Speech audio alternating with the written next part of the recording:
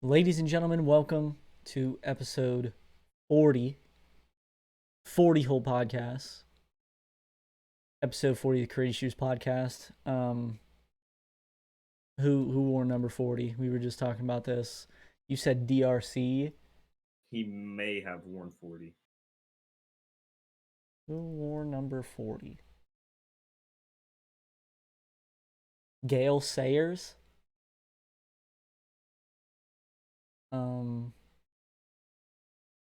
Harrison Barnes. The Harrison Barnes pod. That's cap. We're never gonna have a Harrison Barnes pod. The Udonis Haslam pod. I'd rather have him than Matt Barnes. The Kurt Thomas pod. Who the fuck is that? That's a default character. Yeah. You could Tyler Zeller or Luke Zeller, whichever Zeller you prefer.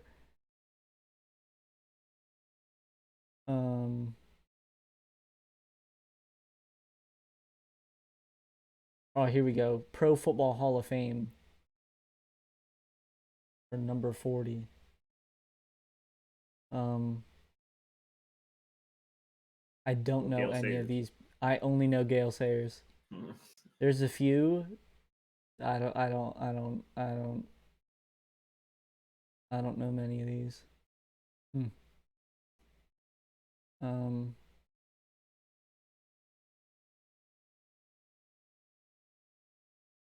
Famous number 40 in football. Come on. Give me some names.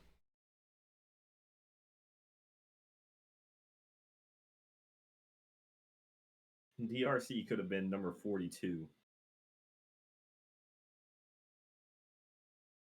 At least I'll just look him up.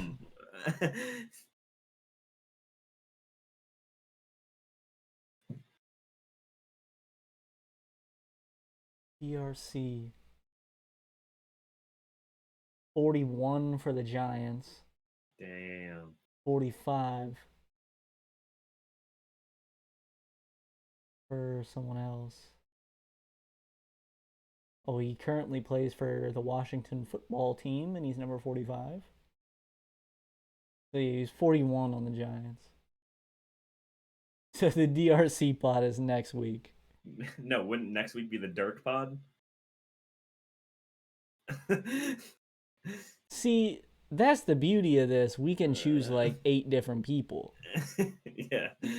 So this is the Gale Sayers, Harrison Barnes, Luke Zeller, Tyler Zeller, Udonis Haslam, Kurt Thomas pod. Like, it's all of them. You throw them all together. Oh, Lord. So, biggest thing that happened within the week was the Nets now signing LaMarcus Aldridge. And then also earlier today, I think it was confirmed that Andre Drummond signed with the Lakers. So, we've said it multiple times before, but it's pretty much just Lakers and Nets right now. I don't think any team specifically is favored in this. I really don't. I think it's people are really blowing this whole Nets thing out of proportion, especially with LaMarcus Aldridge signing. Like LaMarcus Aldridge signed, and people are literally thinking that it's like fucking LeBron joining the Nets. Like, they think LaMarcus Aldridge joining the Nets is the end of the fucking world. Same thing with Blake Griffin. This dude played his first game, did a rim grazer, and everybody was going crazy. Because they're not in their prime. But basically what they did, what the Nets were trying to do is when they had to trade for Harden and sign KD and Kyrie, they got rid of the depth that they had from the past couple years. So they're just building that back up.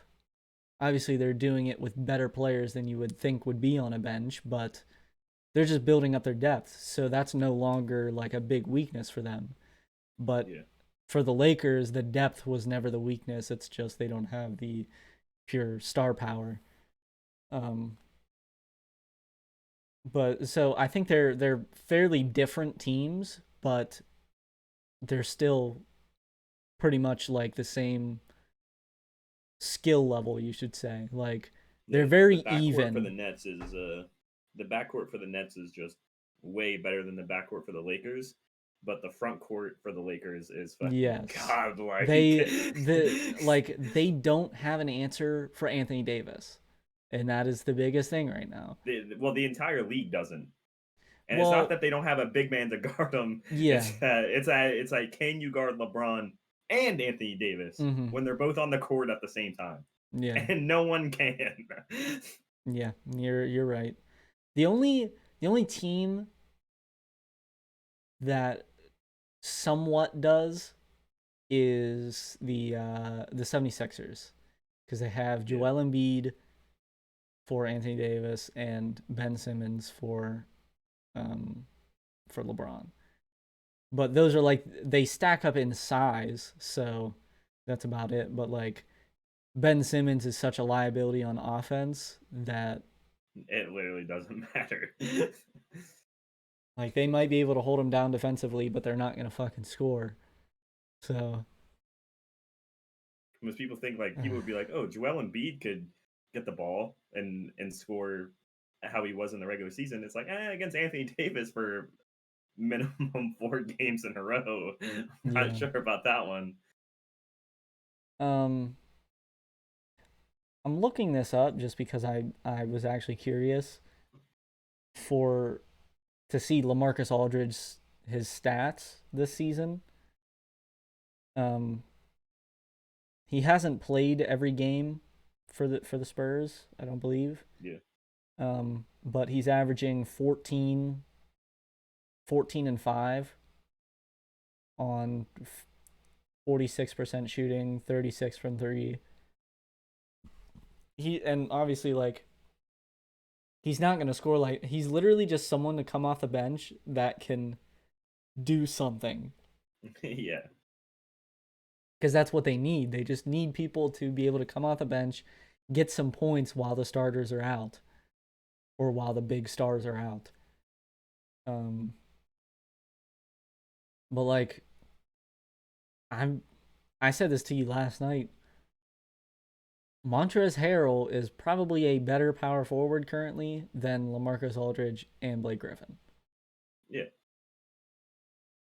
Uh, and he's shown that. I mean, you want to rewind it like 6 years ago. Obviously, LaMarcus Oh Aldridge was yeah, top obviously tier, not. Yeah, but he's and Blake Griffin, yeah, but now they're both kind of some yeah. It's burgers. it's different times. Like these are they have the names with them. They are previous All Stars, but like they're not at that level anymore. They are very much just like role player, just in the system. They're not stars anymore. Yeah. So I don't understand what the big deal is over the Nets fucking signing Blake Griffin and LaMarcus Aldridge. LaMarcus See, Aldridge, matchup wise, is it still a nightmare for anybody? yeah. Even if they play the Lakers, it's a matchup nightmare still. LaMarcus Aldridge is fucking 35, almost 36 years old. And people had a fucking outrage on Twitter over the Nets signing him. I mean, like we said, bro, he's really not even that crazy. Like he's not Yeah, even that good. I'm saying. He's literally just a scoring option off the bench. That's it. Yeah, So like I saw some fucking tweets of people talking about like super teams and they need all this to beat LeBron. It's ridiculous at this point. you could say fucking Drummond was a better signing than Blake Griffin and fucking LaMarcus Aldridge combined. Yeah, you really could. Um, because that just adds to their rebounding on that squad, and that's probably a pretty good thing for them. Yeah, Because I know they've had like trouble with Marc Gasol. Because Marc Gasol, I still think is like an average player. Like he's not a bad center.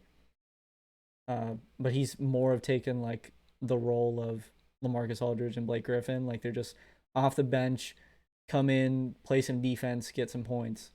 That's pretty much it. And I guess Marc Gasol just isn't really working for the Lakers too well. So I don't know if that's just a thing of him, just how he fits on the team, because he fit well with Toronto. So I don't. I guess it's just a fit, but he's still a good player. So I don't know if he'll get a lot of minutes come playoff time, but if he does, like those are probably going to be pretty big minutes. Um, I saw some posts on Instagram. I thought it was fucking hilarious. Uh, it was it was some shit saying that every team in the 2010s has been built to try to beat LeBron. The Charlotte Bobcats were definitely built to beat LeBron. Also, like, obviously you're going to try to build a team to you're not trying to just build a team to specifically beat LeBron. You are building a team to beat everyone so you can win the championship. You're not building specifically to beat LeBron. Dude, But then if that was the case, if people wanted to build teams to just beat LeBron, they would literally try and sign Tony Allen, Andre Iguodala, yeah, yeah, anybody that is 6'6" or taller that is mobile, and can play defense. They would try and get like 4 of them on their team. Yeah. I saw a comment on that post that was like, "Well, it must be working out pretty well since LeBron is 4-6 in the final."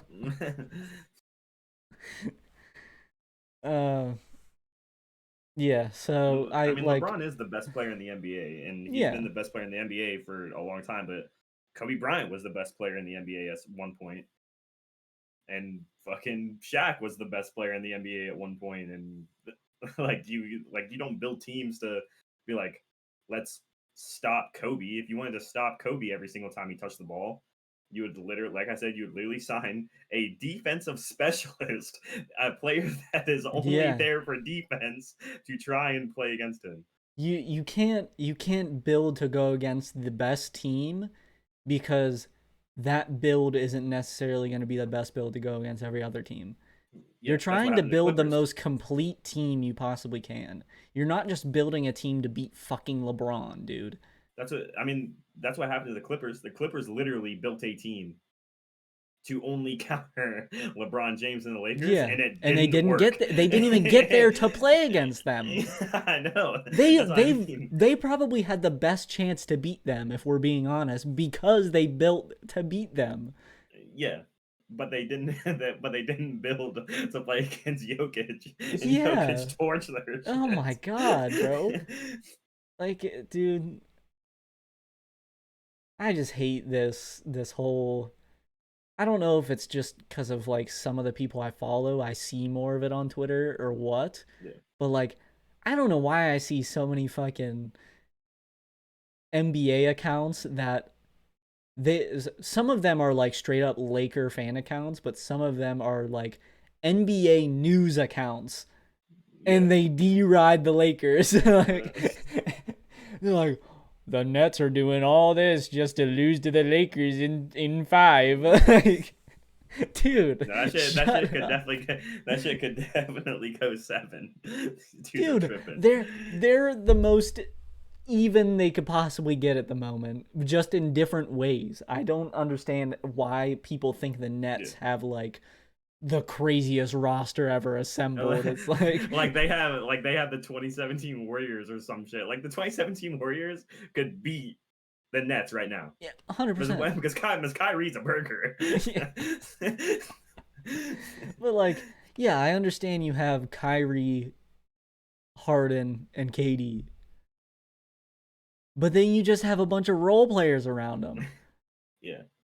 It's exactly like fucking LA has LeBron and fucking Anthony Davis, and they have role players around them. Mm.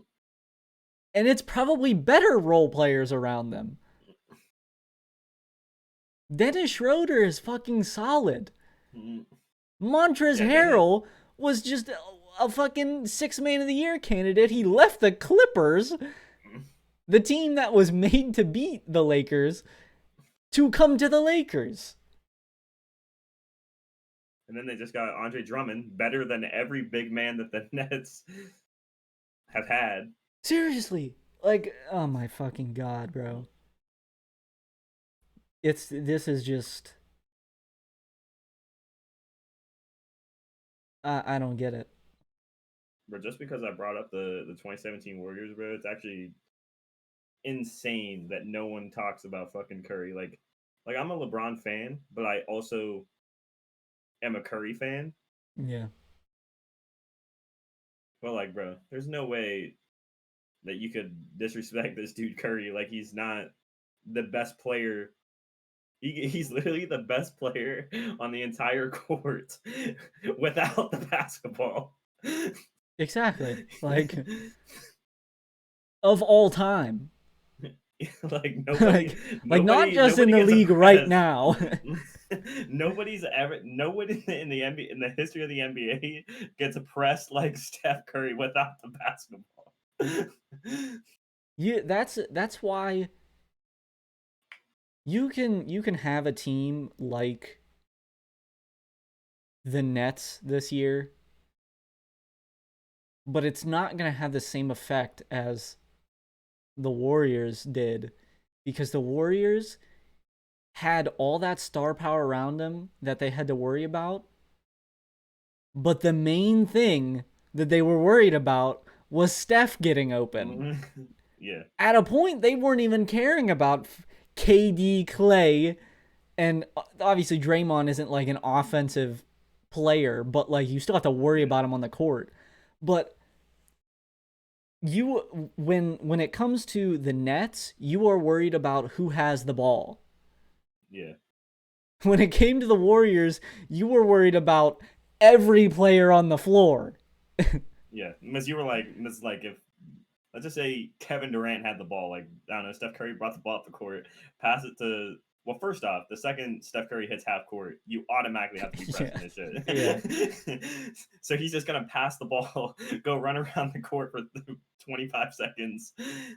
And then on top of that, if your man gets absolutely bulldozed by a screen and Curry gets open, whoever's guarding Clay goes rotates over to Curry. Clay's open. Clay's just as good of a shooter as Curry.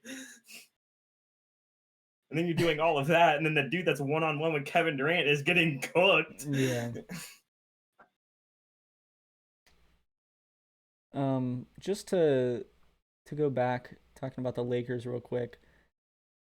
I just looked at Montrezl Harrell's stats this season. This is on the Lakers that have Anthony Davis and LeBron on the squad. So he's playing a lesser role than LaMarcus Aldridge was. LaMarcus Aldridge was probably the second option, one of the first scoring options on the Spurs. Yeah.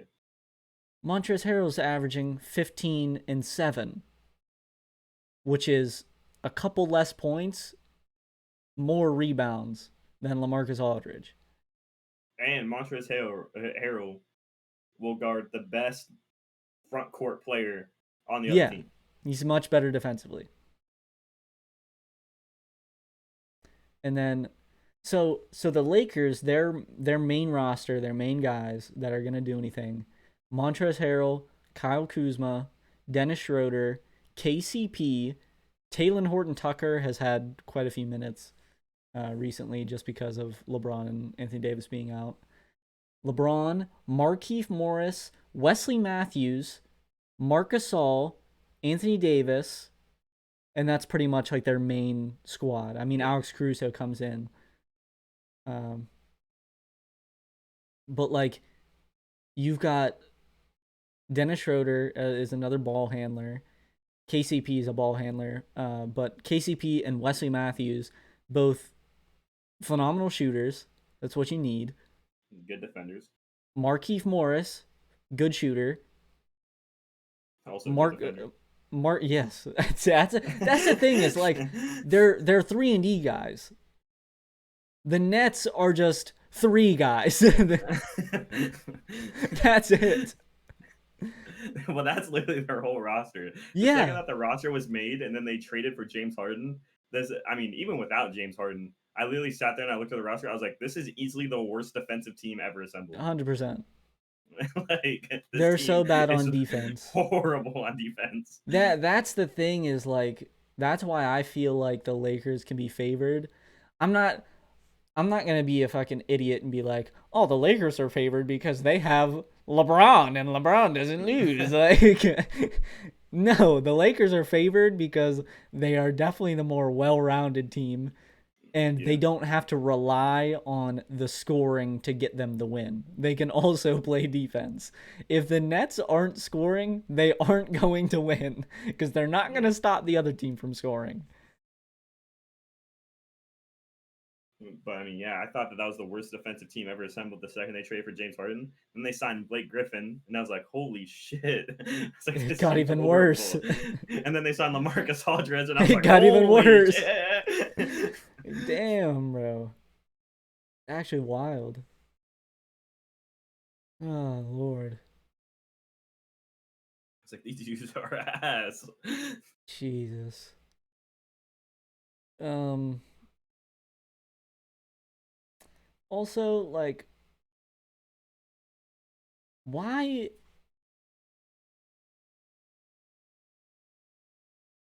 this just makes me fucking mad thinking about it. Why do people like truly think that every team, this is just going back to what we were talking about. Why do people think that every team was built to beat LeBron? They're People fucking have whack. said that the Celtics team that is quoted now because they don't want to say LeBron created the super team, which he didn't.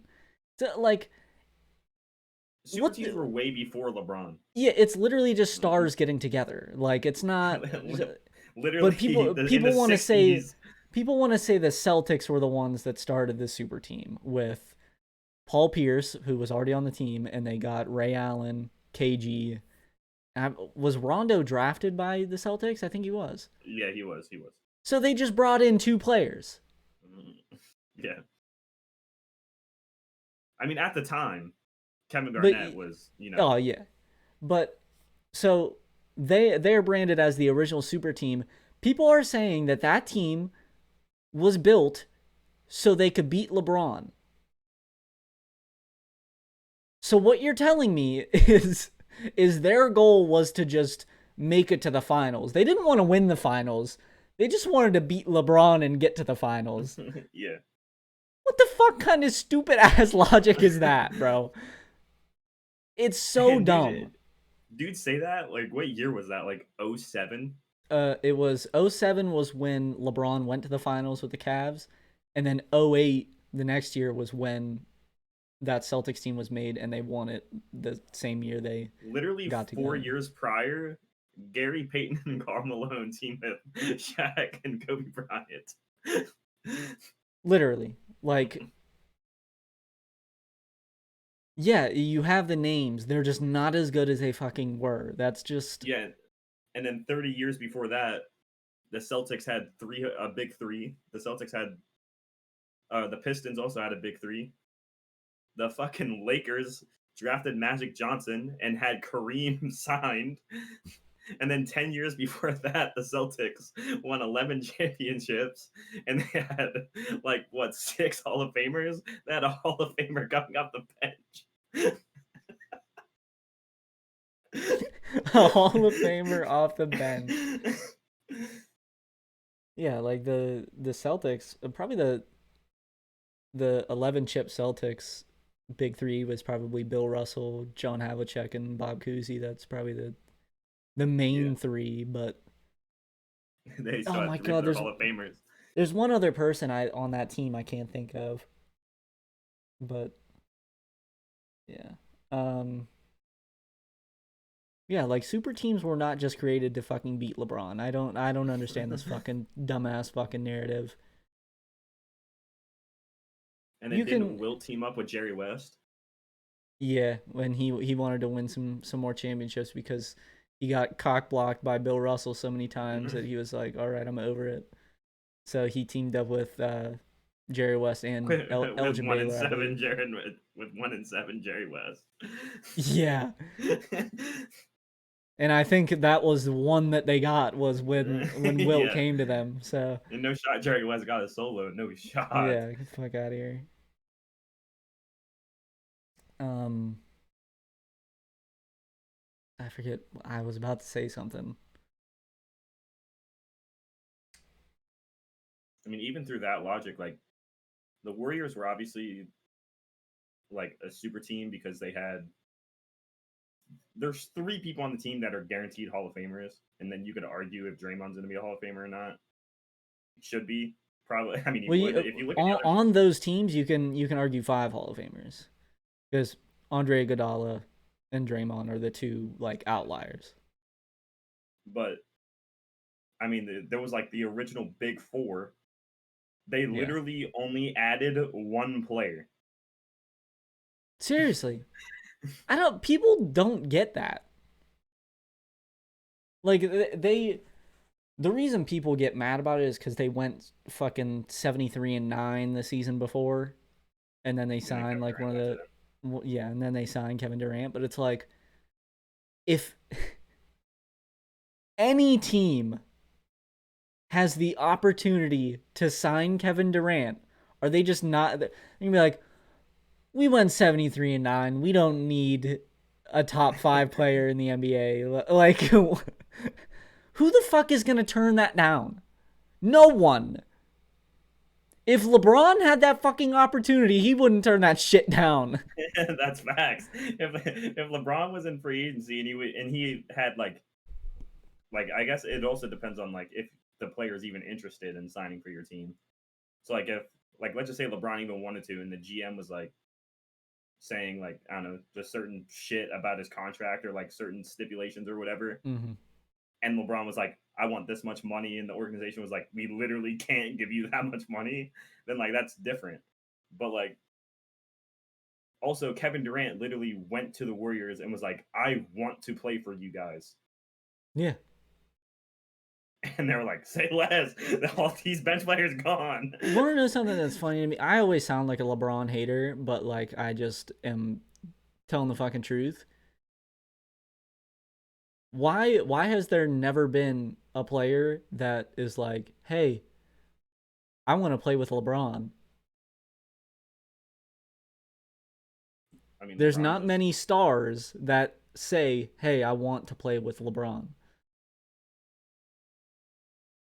I mean, LeBron's ball dominant as fuck. He literally runs the organization. Like he's. Yeah. No one That's why wants to play people with don't want to play. LeBron. So he's That's gonna what I was about to say. he Is that it's can probably really hard to play with LeBron. yeah. And he can build solid rosters, but it's not gonna be like these crazy super team rosters that people always fucking think about. Yeah. It's because no one wants to play with him. The Warriors, the reason they got Kevin Durant was because no one else on that team fucking cared. They just wanted to win. They don't care about what the fuck they do. And the 3 main stars that were on the team before were already there. They didn't have to add anybody. Yeah. So they just signed Kevin Durant and got rid of all the other bums that were on the roster so they could get them. It's fucking ridiculous. Plus, the Warriors draft really well anyway. Not even just drafting Steph, Clay, and Draymond, but they're like second rounders that turn into like solid role players. They just draft well. Yeah. Not many other teams draft like the Warriors do. You can't get mad at a fucking team for drafting well and then finally signing a big player in free agency. Like they did. Like they haven't signed a single big player in free agency in like I don't even know how long. I couldn't Well, even tell you when. Andrew Bogut was maybe the biggest no, Andrew signing. Bogut was traded. He was traded for Monte Ellis when they made the decision to prioritize Curry over Monte Ellis. Yeah, so I don't even But know who like but a like big signing could be. David Lee was a solid like all-star caliber player when I believe they signed him. I don't think they traded for him. He was playing for the Knicks, and then they signed him, and he was on the first championship Well, I roster. guess like the biggest signings they had like I said, I don't even know if this was a trade. Is when they originally got Monte Ellis. Yeah. Was if they signed him, Monte Ellis was I think they drafted good. him. Was it who, the Warriors? Yeah. I think. I don't think I'm so. I'm gonna look it up. Monte Ellis played for a lot of teams. I don't think he did. Yeah, but I think he mostly played for teams after he was drafted by the Warriors. That's actually crazy. That's what I'm saying. They draft well, bro. It's insane. So like I couldn't even tell you the last like if there was like a guaranteed All Star caliber player that the Warriors have ever signed. Let me let me see if I can search this up. I'm gonna search I up always feel Golden I always State feel like I feel like the Warriors. best player on the Warriors teams were always drafted by them. Okay. Free agency by year. Okay.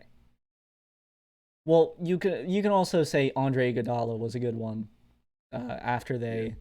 it was the season after it was the season that they got Andrew Bogut. They played the Nuggets in the first round of the playoffs, beat them. Andre Iguodala was on that Nuggets team. Beat them, got to the second round, and then Andre Iguodala signed, and then they lost in the first round of the Clippers, and then the season after that, that's when they won the championship.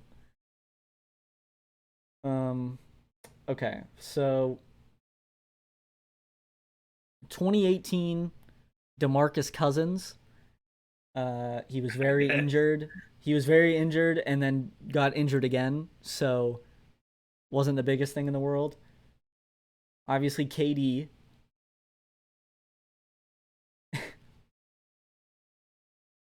Okay. This is actually the funniest thing in the world. So it goes from July 7th, 2016, they sign Kevin Durant. The last big, big free agency signing for the Warriors was January 4th, 2012, when they signed Nate Robinson. Hell yeah, bro. That's what they consider a big signing. And you want to know what was before that? It was another 4 years before that, July 10th, 2008. They sign Corey Maggette. Hell yeah. And then, they also, earlier in that season, they signed Chris Webber. But that was 2008 Chris Webber. So, uh, Matt Barnes in 2006, Derek Fisher in 2004. Hell no. Like, there's just the fact that it goes from KD and the last big one before that is Nate Robbins. I was gonna say like anytime I remember or like think of like best Warriors players ever, they were all drafted by the Warriors. Yeah. I just don't I don't get how people can be mad at a Like team that drafts fucking Will well. Chamberlain.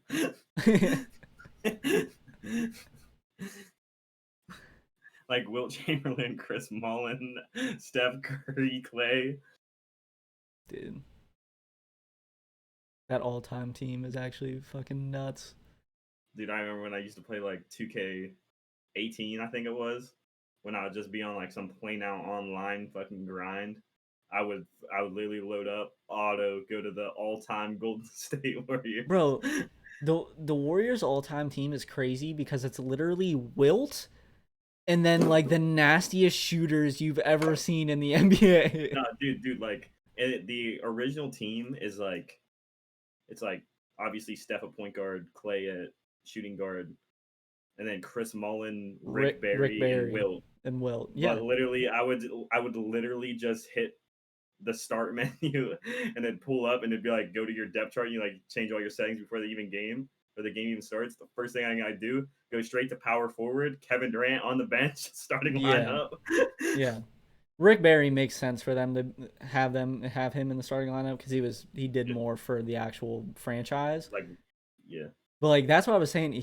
Rick Barry is one of the better shooters in NBA history too. So it's like they literally just have straight shooters down the fucking line, Dude, and then dudes would be Wilt. like dudes would be picking like the all-time Lakers because like Magic Johnson can't shoot, so I'm not worried about him. Yeah, And then like they would have Shaq, and every dude would be like, "Bro, Shaq is like the most dominant player of all time. I have 99 overall Wilt Chamberlain.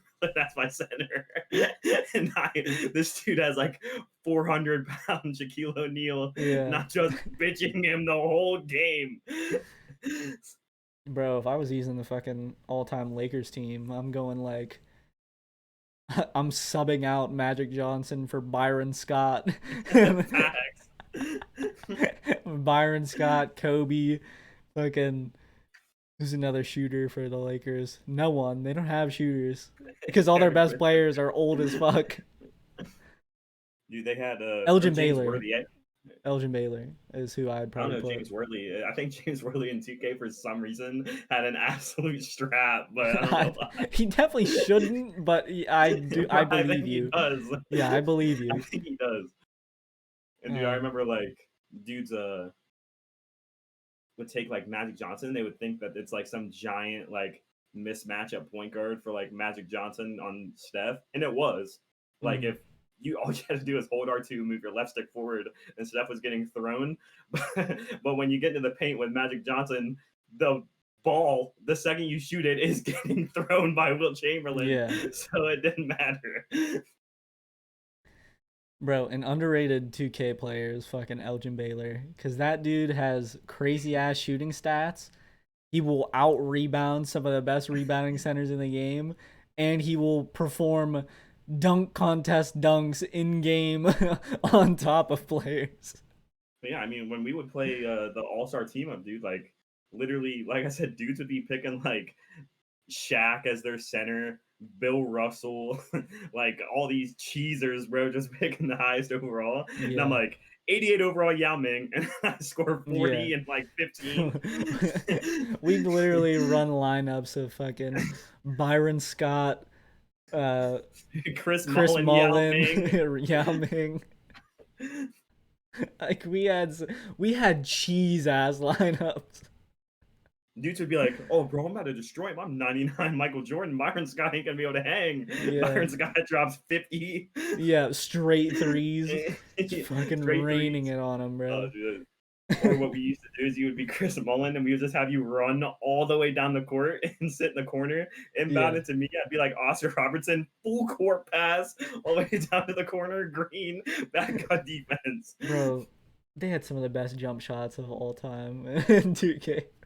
Bro, Chris Mullen shit Byron was an Scott and Chris automatic green. Mullen. Yes. Chris Mullen was an auto green. Uh, His 3-pointer really wasn't even that good, but that shit was an auto green. Easiest shit to time ever. that shit is hilarious. That shit's too fun, bro. They need to add that shit back for Yes, real. they need to. I'd literally buy 2K right now if they Just had to play All Star Team Up. it. Facts. That Oh shit my is so god. fun. All right, I think it's about time in the podcast we move on to the Chuck Glossman hypothetical. It was actually a nice sound when you flip that shit up. What? Yeah, that. um,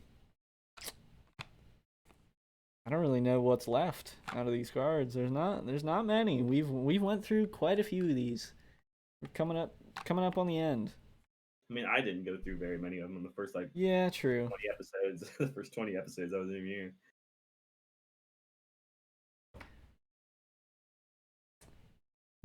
Hold on, give me 1 second.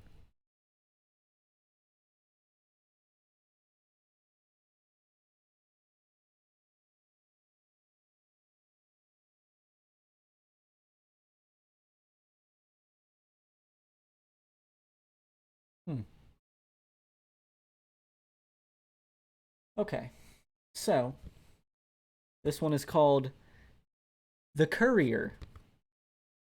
You are offered a strange job by a New York-based company.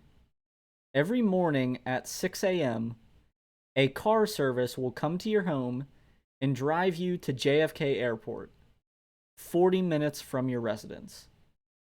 You will then take an 8 a.m. business class flight to Los Angeles, arriving at roughly 11:30 a.m. You will be picked up at the airport and driven to a Burbank office where you will hand deliver 3 innocuous but unfaxable documents to the corporation's president. You will then be driven straight back to LAX, where you will immediately catch a return flight to New York. Another car will pick you up at the New York airport at 9 a.m. and return you to your home in New York City. This is what you would do every day, 5 days a week. Wake up in New York, fly 5.5 hours to Los Angeles, and then immediately fly 5.5 hours back. You have to wear dress clothes, but your lunches can be expensed and you would have no other responsibilities while flying. The pay would be a 10% increase from what you currently earn, but they would need a 3-year commitment. Would you take this job? Hell no.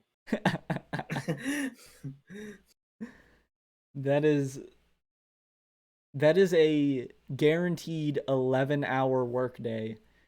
If you include the 40-minute drive from your house, almost a 12-hour workday, 5 days a week. Obviously, you're not like working; you're just flying.